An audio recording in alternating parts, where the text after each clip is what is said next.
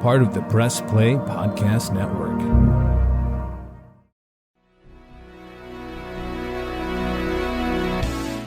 Iguodala to Curry, back to Iguodala, up for the layup. Oh, blocked by James. It's over. It's over. Cleveland is a city of champions once again. The Cavaliers are NBA champions. What a night for Donovan Mitchell and the Cleveland Cavaliers to ring in the new year. Hi, everyone. Thanks for stopping by on Cavs on the Break NBA podcast. John Sabol alongside Sam Amico. Donovan Mitchell dropped 71 on the Chicago Bulls. Unbelievable. You know Sam Amico, following him on Twitter at Amico Hoops, the owner, writer, NBA writer, Cavs writer, owner, operator of hoopswire.com. Sam, Happy New Year. How you been? Happy New Year, John. Been very well. I was excited at this Cavs game that really started off as very dull and ugly and flat. And it was great for those of us who continued to watch after that uninspiring first half for the reasons that we just heard. Watching that game last night as we record this on Tuesday, January 3rd, Sam, the difference between Donovan Mitchell's 71, in my opinion, and maybe Kobe Bryant's 81, or what Devin Booker did a few years ago, was that a couple things. You can tell by the way he was scoring, he wasn't really trying to go for any record. He wasn't trying to get to 60, 65, 70, 71. I mean, he had some big assists when the game mattered the most, when he could have just kept chucking it up, unlike Kobe during that 81 game against the Raptors years ago. Yeah, this wasn't a look what I can do type of showing. This was the guy just wanted to win the game, and they were unable to stop him. And, everything he did, you're right. I mean, Kobe had that night, which was, a lot of that was forced. It was kind of, I'm out to prove something. This was just, and that's not to downplay, Kobe's night, but this was very much unlike that, very much within the flow of the game. Like you said, he had some nice passes in there, including a great pass to Jared Allen, who made a great catch in crunch time. So, yeah, I mean, that was the remarkable thing about this was it was really, as much as you could say 71 points came within the team concept, they really did because, the Cavs needed, if not every one of them, just about every one of them, or at least every one of them to get them to overtime and then for him to seal the deal in overtime too. So, yeah, that was what I enjoyed about it the most. It wasn't just, people have seen the highlights of David Thompson versus George Gervin from the 1970s when Thompson, I think, scored 73 and Gervin had 61 or something in the game before that to go for the scoring title. I never saw that game. I was too young. Even I was too young, but I wasn't even born then. Yeah. Thanks, John. But yeah. I will say that this is one of the few times I've seen, that it came within the kind of a teamwork type of deal where it was just like the guy just can't be stopped. Michael Jordan's 63 against the Celtics in the playoffs comes to mind as one of the other times where a guy just did this within the complete team concept, trying to win the game for his team. And interestingly, that Jordan game against the Celtics also went to overtime. So there you go. Well, Jordan's career high was 69 back in March of 1990. And of course, for our younger fans that don't know, he did that, of course, against the Cavaliers in Cleveland. So I think it was kind of nice that Mitchell's game came against the Bulls in Cleveland, kind of wash away that other one. Right. And you know what? It's funny. Cavs won 2 straight now against the Bulls. They win Monday night during Donovan's 71-point escapade, 145-134 in overtime. And, you look at the stat line, you go to the box score, it's just so odd to see a 7 and a 1, a 71 next to a player's name in the points column. It's almost as if it feels like it's a typo. Yeah, John, I mean, it really does. And you look at there were a couple of scoring outbursts on Monday night. Klay Thompson came back to life with 54 points against the Hawks. Yeah, well, the Hawks are a mess, and they seem to give up those games to everybody. LeBron had a big night. So I think that this is kind of a offensive scoring explosion in the NBA this year. Old school traditionalists aren't in favor of it, but I think it's made for some exciting basketball. But yeah, when it comes to Donovan Mitchell, when he got to 60, I'm like, is he going to get 62? And then it kept going. I think even, John, when he got to 50, I was like, I think the Cavs are going to need him to get 55 or so for them to get this win or get it into overtime. And then when he just kept going in overtime with 13 points in the overtime, it's just a strange thing to see. And the first player in NBA history to get, 70 points, 71 points with double digits assists. He had, what do you have, 11 assists? So that's a first. That's the first time that's ever happened. And we're going to go in a little bit later here, the ramifications of this improbable, unbelievable, historic, night, and where it lands in the record books in just a moment. But, when I just wanted to reflect a little bit on here, I was watching this game with my father-in-law. He was still in town for the holidays, and we were just sitting there watching. He's a big sports fan, not a big Cavs fan, big NBA fan, but he's you would go to those games in the late 80s, early 90s at the Coliseum and everything. So he had kind of lost interest a little bit, and he knew about Donovan Mitchell. He knew about the trade in the offseason. He knew all about that, but he didn't know how good he was. And we're sitting there watching the game, and I'm like, see, this is what fans, and I would call him as a casual fan, don't know or didn't know much about of his ilk, because of maybe he didn't have the name recognition. He played out in the Western Conference, played out in Utah. But Donovan Mitchell has lived up to the hype and then some, and has really galvanized this team and is the clear-cut leader. And when Darius Garland is playing, and I know we've talked about this, and even before the season started, you and I and Chase and Jeremy had all talked about on the podcast, who's going to defer to who. And it has been the case now where Garland is deferring to Donovan Mitchell. This is Donovan's team. And last night, even though Garland wasn't there and Evan Mobley wasn't there, it just solidifies this as a Mitchell Spida's team. Well, without question. And that's not a slight against Darius Garland. Mitchell's a little bit older of a player, has been through playoff battles. Darius Garland has not. He's a better player. He's just a more capable of creating for himself. And I think Garland's fantastic, but Donovan Mitchell to me is becoming one of those top tier superstars, whereas I kind of had him at the B level before. He's becoming, an A-level kind of guy, and I think that started once he got to Cleveland. I think he was good in Utah. He's very good, 3-time All-Star. Just probably now in Cleveland on a consistent, regular basis, more of a factor. I think he's been better than the Cavs even expected. He's probably been better than he himself was expecting it to go this soon, after a trade. So. And look, other than Jared Allen, John, who had a good game last night?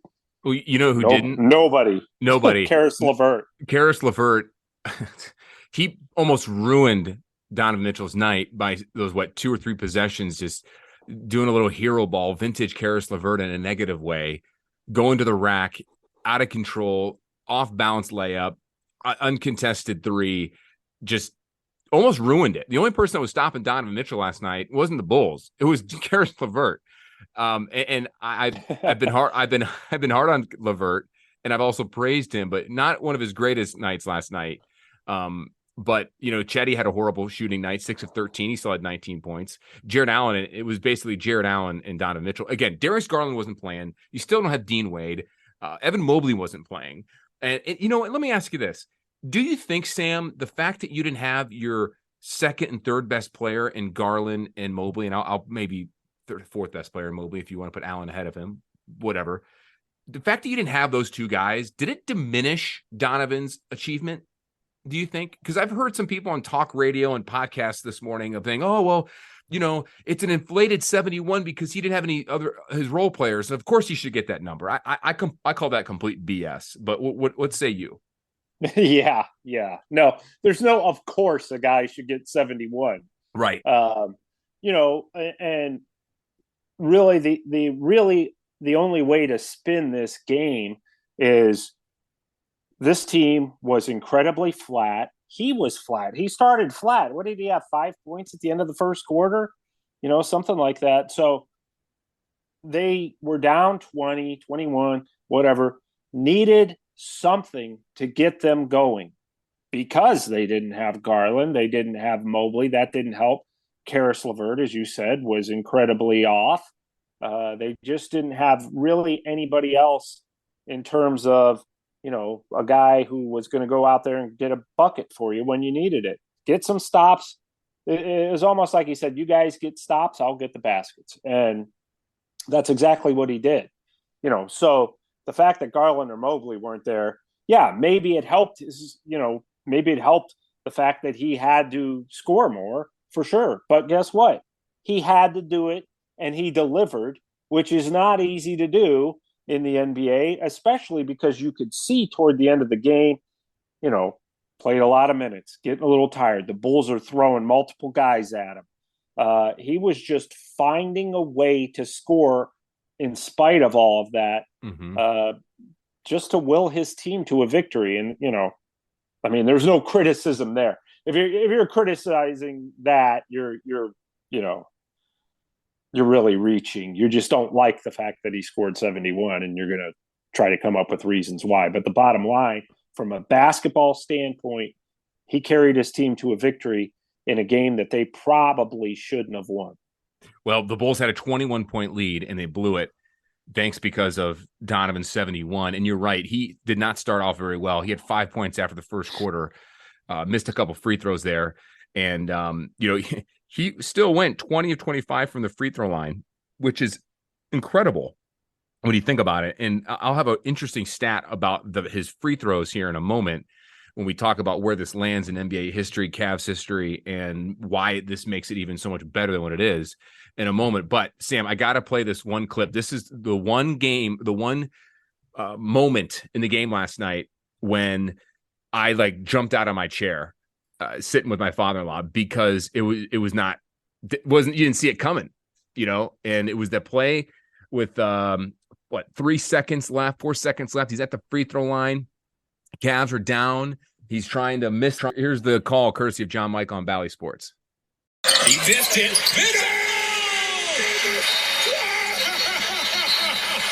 Donovan Mitchell. One of the all-time great performances. That's incredible. Brad Daugherty going nuts. We all went nuts. Mitchell misses the second free throw. I don't know. People are saying it was a lane violation. Whatever. He got it back, weaved his way through the trees down low when they brought in Lopez and Andre Drummond in Chicago, and somehow tipped it back in with 3 seconds left, which got the tie and forced it to OT. What'd you think of that play? Well, first of all, when I first saw it, I didn't know who tipped it in. I wasn't paying. I was like the Chicago Bulls. I was not paying attention to Donovan Mitchell. After I just knew he was going to miss it on purpose. And when he did, I was looking at the big guys. I was looking at Jared Allen. I think they had Robin Lopez down there too. Yeah, to try Lopez to get the came rebound. in. Yep. Mm-hmm. And it looked to me like, what did it do? Hit off Lopez's head or something? I didn't know what happened. Like the incident happened. I just saw the ball go through the basket. I'm like, how did that happen? And clearly, obviously, on the instant replay, it was, we saw Luka Doncic do this, a week ago against the Knicks? They, when his 60-point, 21 rebound game or whatever it was. Yeah. So I just thought, there's no way the shooter is going to get this again. But if you place the ball right, you got to get lucky. I heard Mitchell joke after the game. Yeah, I practice missing free throws all the time. Yeah, out in Utah with Quinn Snyder, they had a play designed just for that. That was incredible for him to say that.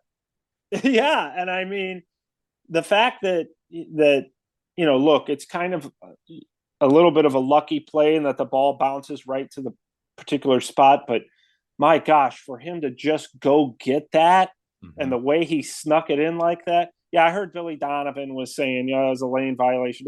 You know what?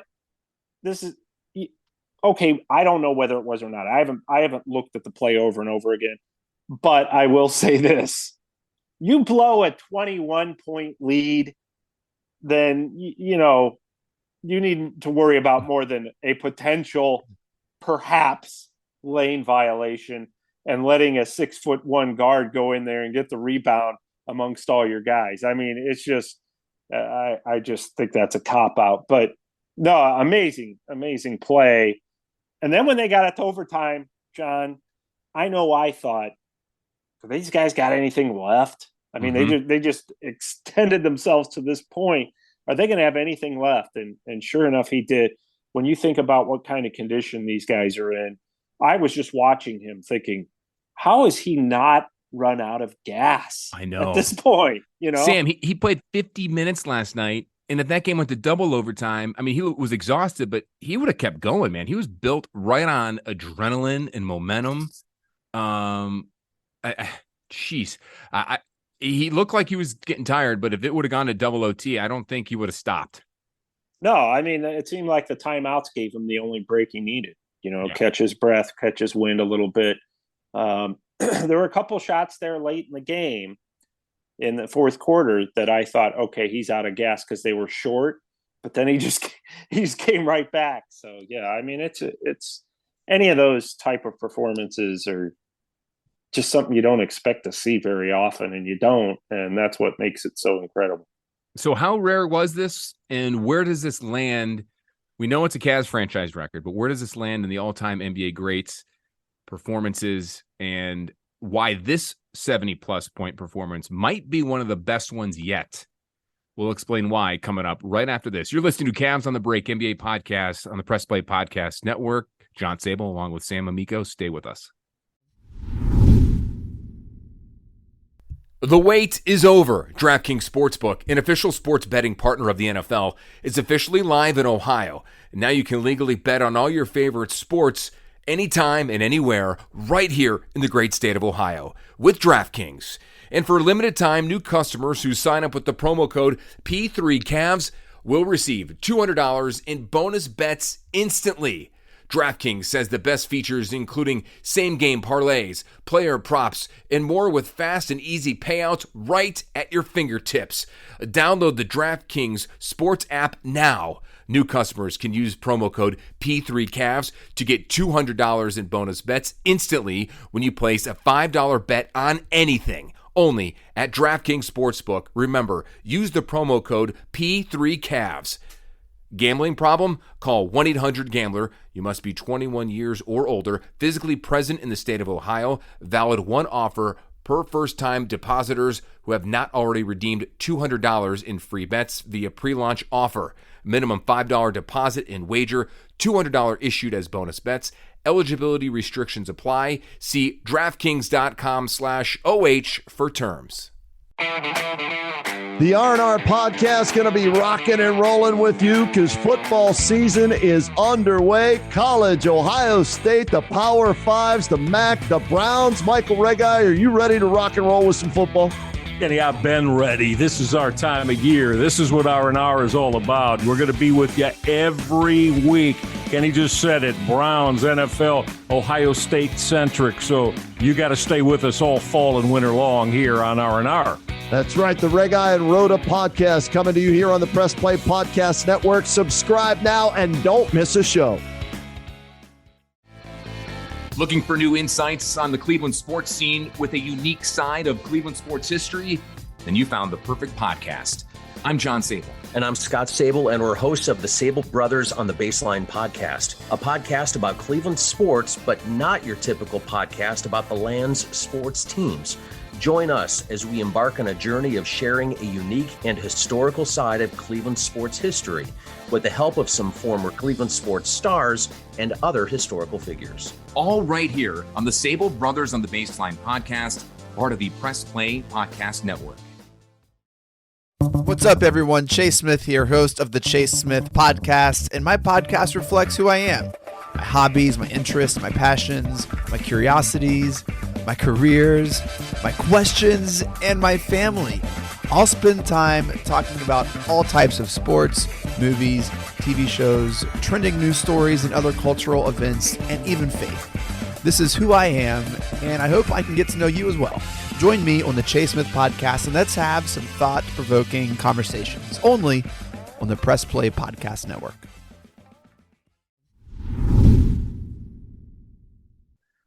Welcome back to Cavs on the Break, NBA podcast right here on the Press Play Podcast Network. John Sabol alongside Hoops Wire NBA Cavs writer, owner, and operator of that beautiful website, Sam Amico. Follow Sam at Amico Hoops on Twitter. Follow me at John_Sabol and follow the pod at Cavs on the Break. Okay, Sam, I did some digging. I saw some interesting facts when it comes to Donovan Mitchell's 71 points. First, let's just go with the most obvious accomplishments that what happened last night in terms of where it lands with the Cavs. We know he broke the Cavs franchise record with points scored with 71, previously beating LeBron's and Kyrie's 57, which is kind of interesting if you think about it, because both of them did it 2 years apart from each other in 2015 and 2017. But when you think about Donovan Mitchell's accomplishments, not only was he the 71 points, the eighth most points in NBA history, his 71 points came with 7 threes, which ties the most for a 70-plus game with Kobe Bryant's 81.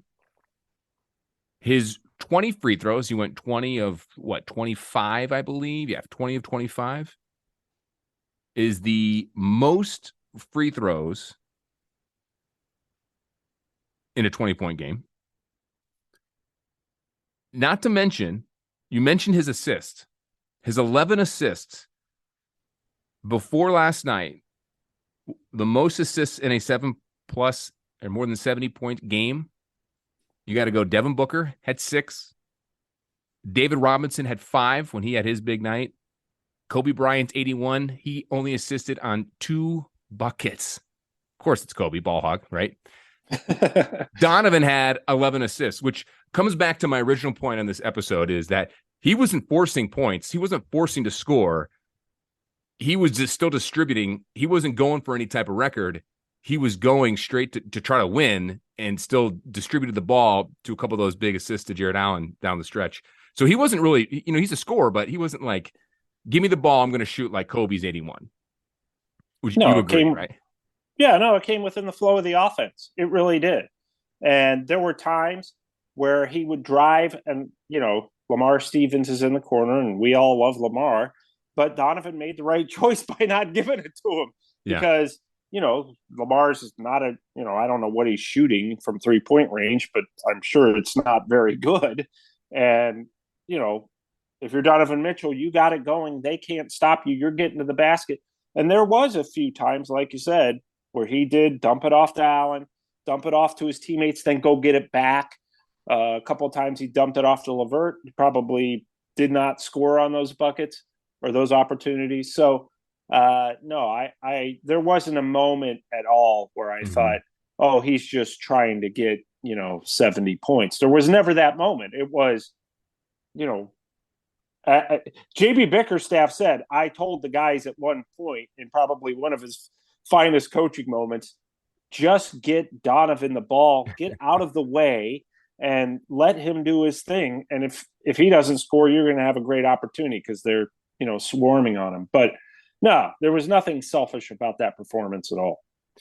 Okay, back to the numbers here. 2 more ones, and then we can talk about some other stuff with the Cavs here. But 2 other things I got to say. We mentioned the assists. He scored and assisted on 99 points last night, Sam. That's the second most in a game in NBA history behind Wilt Chamberlain's 100-point game in March 2nd of 1962. Think about that. Think 1962. About that. How many years ago is that now? 60? Is that right? Is my math right? Yeah. So you're talking about, Wilt Chamberlain's game 61 years. With 100, with 100 points, which is, forever living in NBA lore. Mm-hmm. And this game came within a point of that in terms of his overall production. It's just something else, because you don't, I still can't get over, John, that there was about 3 or 4 times where I was like, I've got other stuff I can do as opposed to watch this game, because the Cavs just didn't show up. But I kept thinking, somebody here is going to give them a spark. Somebody's, they need to find a spark somewhere. I bet they make a run, and I at least wanted to see the run. And you know what, John, they cut it to 93-91, then the Bulls scored a couple more buckets. I'm like, yeah, that was the run. It's over. I thought the same thing. Yeah, so they just don't have it tonight. They made their run, and that's it. And glad I didn't walk away.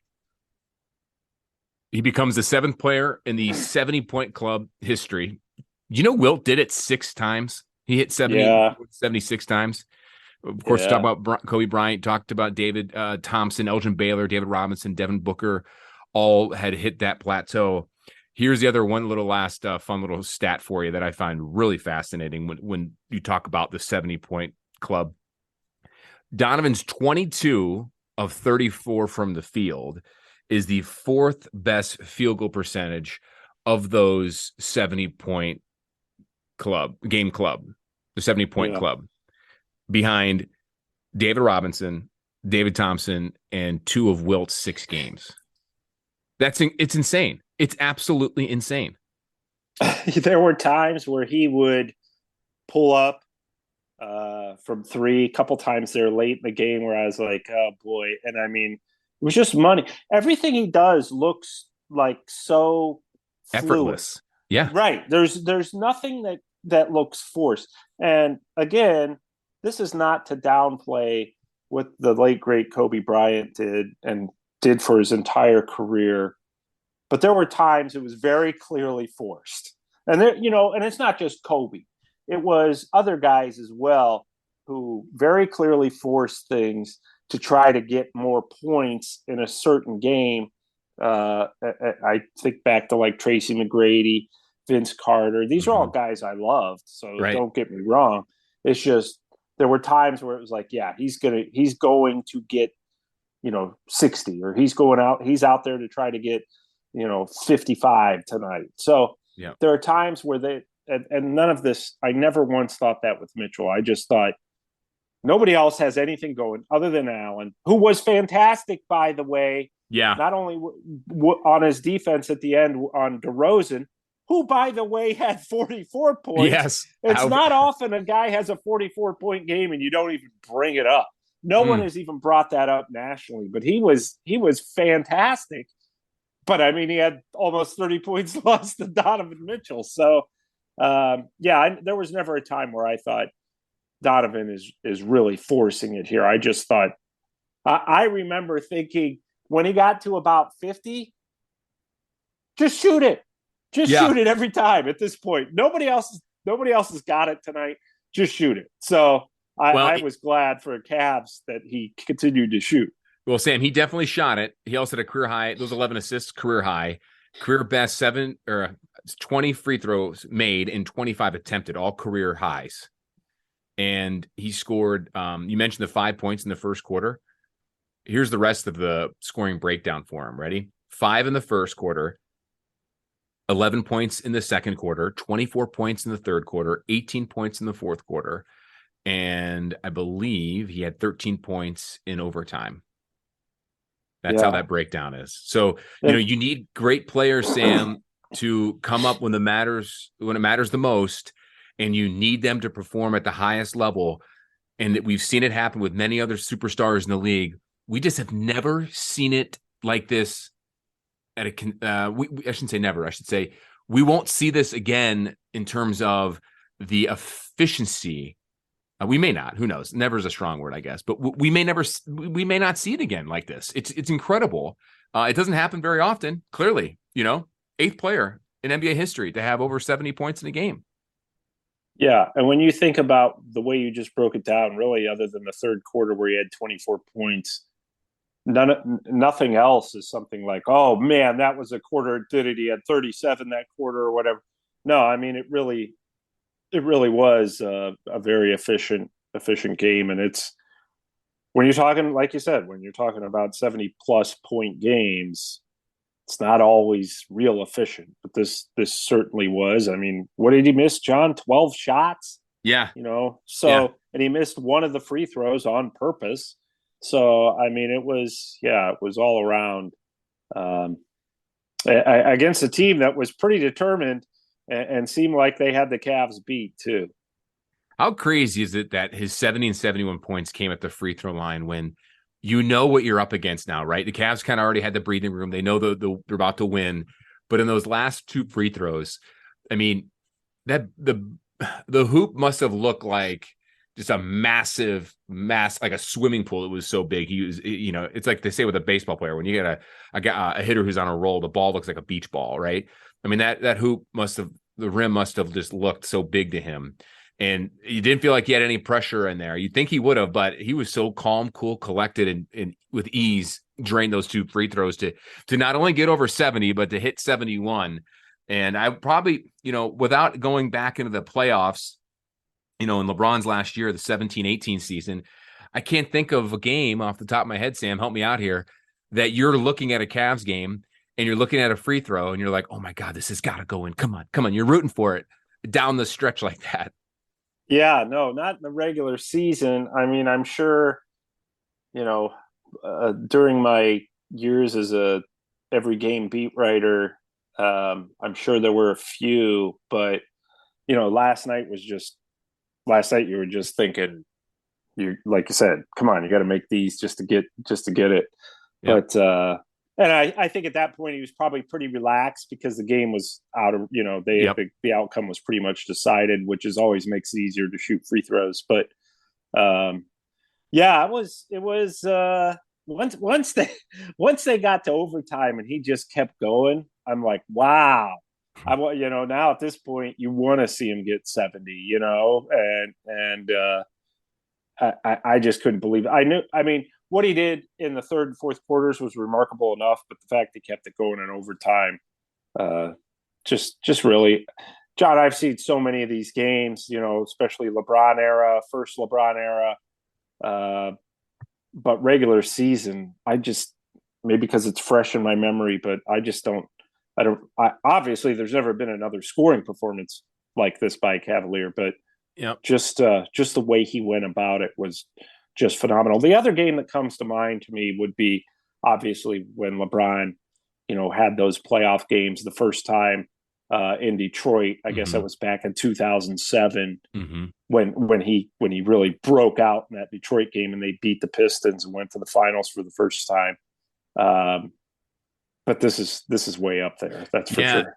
Individual performances, I really had to think about it, but man, the LeBron game in Detroit in 2007, he had a couple of those big playoff series where he just took the Cavs, put them on his back against Indiana and Toronto in 2018. Kevin Love's game against Portland where he hit all those threes and had made that record of what was that? His 40 points or 30 points. I was actually at that game. I was too. I think he had 34 in the first half though, and then he finished with 40. But the first 34 first quarter points against Portland, and then finished with 40. Yeah, and then, LeBron 6 points the rest of the game.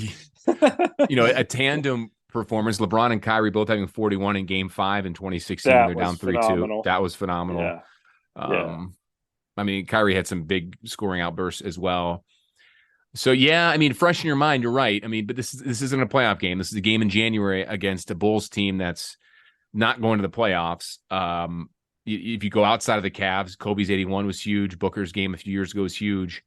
Michael Jordan had, we mentioned his 69 in 1990, but we may never see this again. I know I say never is a strong word, but if you really think about it, a game where someone takes over and hits that 70 plateau, it might not happen again, which is just more of an incredible feat. And I'm so glad we all got to watch it and, embrace the history of it. And you gotta love after the game in the locker room, he gets the Junkyard Dog Chain Award and he's got the piece of paper of 71. Of course, that's mimicking the Wilt Chamberlain 100 when he did that in Hershey, Pennsylvania in the 60s. So Cavaliers win. Donovan's a big winner. Hopefully, it's early.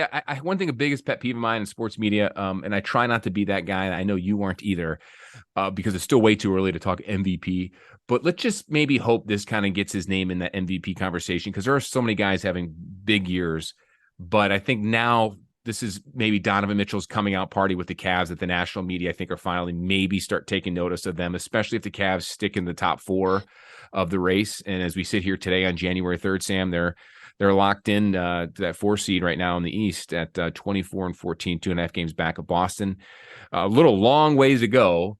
But before we wrap this up, Sam, Cavs have a good test coming up here.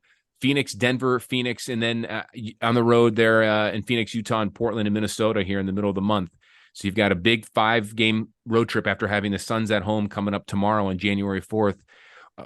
Don't know the status of Darius Garland yet, or Evan Mobley. Doesn't seem serious. Cavs will have a shoot around tomorrow. Maybe we'll get some more information on their status going forward here, but I wouldn't mind them both sitting again before the road trip. But then you got to watch Mitchell's minutes again. So what are your quick thoughts coming up here on those two guys' injuries? What are you hearing? And then also the slate ahead. Well, Mobley seems like he's probably further along. Probably closer. I think if either one of them return tomorrow against the Suns, it would be Mobley. He went through shoot around prior to the Bulls game, was wearing a starter shirt when he did. So, it doesn't seem obviously very serious. I'm with you, John. You know what? Maybe just let Mobley sit this next one out. He's had some ankle issues, on and off since the preseason. He missed the entire preseason. Then bring him back for these road games. Garland, a sprained thumb is what it is. You want to give it as much time to heal as possible. Usually takes a couple weeks. He's now in week 1, might miss another week. I don't know. Could come back for the road trip. That's hard to tell. But I'm very interested to see what Mitchell's going to do. I think the Phoenix game is must-see TV. What's he going to do next game? It's just anytime you have one of those 71-point games, you just follow it up the next game. That's the other thing about the NBA. There's always another game like the next night or 2 nights later. So I think, to me, that's must-see TV, the Suns game. And this is an important West Coast trip. This is a 5 games. Those are tough games too. Utah, Donovan Mitchell going back to Utah, Denver, which to me kind of looks like, if I had to pick one team to come out of the West right now, it'd probably be Denver. The best team in the West. They're playing very well. They're experienced. And then, so I just think that these are all going to be fun. I think the 71-point game probably got a lot more people interested in the Cavs and what they're going to do from here on out, because, Donovan Mitchell has turned into a Luka Doncic or LeBron James, or I'm sure there are some other guys there, Giannis, where all of a sudden, this is must-see TV if you're a basketball fan or a sports fan of any sort. So I think it was great for not just for him, but for the organization as a whole.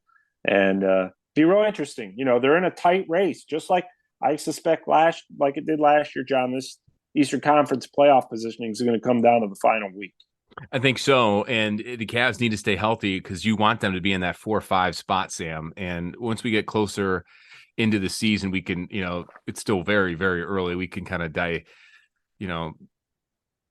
dissect everything, because if you think about it right now, the way the East is playing out, and Indiana's won 4 straight, they're snuck into that 6th spot, and they're just 3 games back of the Cavs. So, 3 games are separating the Cavs from the play-in tournament right now, if you think about it, which is something that they obviously don't want. But we got a long way to go. I don't necessarily think this road trip's a make or break thing for them. Absolutely not. But it is a good measuring stick in how they're going to match up with some of the best teams. You mentioned Denver. Denver's the best team in the West. Phoenix is struggling a little bit, but always tough to play out there. And then, of course, Portland, who's not having the best year either. But Cavs have always seemed to have problems playing in Portland and also playing in Utah as well. So we'll see what happens going forward. Hopefully tomorrow at Shoot Around, Sam, we'll get a more of an update on Ricky Rubio. I know, and you've reported and wrote about this on HoopsWire, that JB Bickerstaff said early part of next month. He said that last week at the end of the year, which means now. So do you think, real quick before we go, do you think we see Ricky Rubio back on this West Coast trip?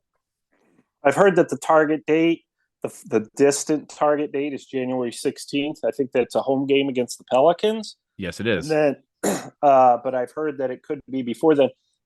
First of all, maybe you do bring him back on the road because, look, they're going to bring him along slowly, probably some minutes restrictions, probably some games off. So if they feel like he's ready to go, they'll probably put him out there for 10 minutes on a given night on this West Coast trip. I don't know. Pelicans, you bring him back at home. I think the Pelicans is who he suffered the injury against last year. So maybe he doesn't want to come back that game. I don't know. But, yeah, I suspect, John, just from everything I'm hearing, that he'll be back either on January 16th or before then, in game action before then. I wouldn't be a big shock to me to see them break him out on the West Coast trip. Yes, I think that will happen. You need that, especially with Garland's thumb injury. I think they may expedite the process. But I think we got to caution fans, Sam, that Rubio's going to be coming along slowly. He's not the missing piece here. He's going to be a complement piece. He's going to be on a minutes restriction, and he's just going to, be there to give guys a blow here or there. I don't think you're going to see the full potential of Ricky Rubio for a few more months. Would you agree? No, you agree. Not till probably like March. Yes. Probably see him in March. And it's going to take, the key here, and every NBA player will tell you when you suffer an injury like that, is getting up to game speed, which you can't do in practice. You've got to do it in games. When you're being brought along slowly in games, that's gonna take some time. But just the morale boost that he will offer, as well as, there will be times where he's going to be needed to give Garland either a breather or help fill in for him when he's hurt, like he is now. So, it should help Donovan Mitchell a little bit too, get a few more breaks. So I just think that, you've got to caution. You don't suspect Rubio's going to come back with a whole lot to offer right away. The idea is to have him offer his most in the playoffs when it means the most. Well said. Cavaliers ringing in the new year in a big way. Donovan Mitchell, 71. We just talked for 40 minutes, Sam, all about the number 71. Never thought I'd do that. I sure did. 71 points. Been doing this a long time and haven't seen that type of just. I can't remember a night where I thought, I'm going to remember that Cavs game for a long time, other than, of course, when they win the title. Yeah. Well, read Sam at hoopswire.com. Follow Sam on Twitter at Amico Hoops. Follow the pod at Cavs on the Break. Follow yours truly at John_Sabol. Remember, sports gambling is now legal in Ohio. Big thanks to DraftKings for sponsoring us. Use the code P3Cavs to receive $200 in bonus bets instantly. Use that code. Big shout out to Zach for listening. And thank you for listening to Cavs on the Break NBA podcast. We'll see you guys next time. Sam, take care, buddy. We will talk at you soon. I can't wait. Congratulations, Cleveland. Your decades-long wait is finally over. The Cavaliers are NBA champions.